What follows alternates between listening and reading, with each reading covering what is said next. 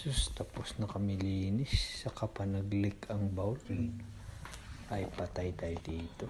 Tawag na ako ng plumber.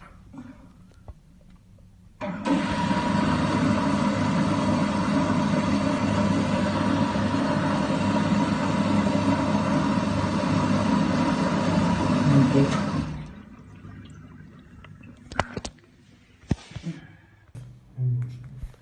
Alright guys, nandito na yung mga plumber. Buti available sila.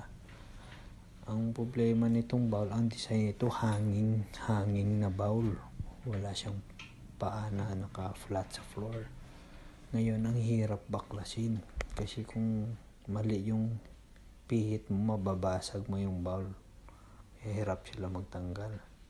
Tapos lagyan ng silicone later. Pag ibalik, palitan yung mga parts doon sa likod para hindi na mag-leak.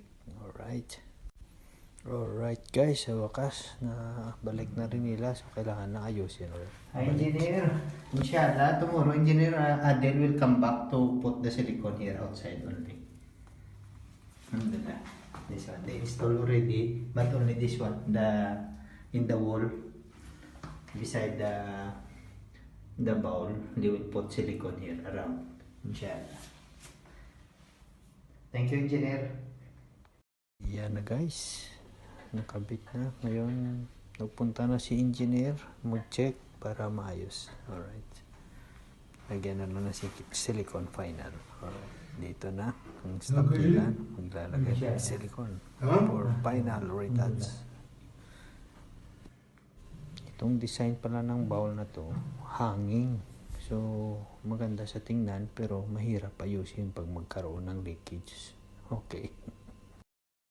Kaya thanks God, nabalik pa rin nila, naayos na rin. Thanks for watching. Thanks for watching. Don't forget to subscribe, like, and share, and follow my Facebook page. Have a nice day. Bye-bye. Thank you.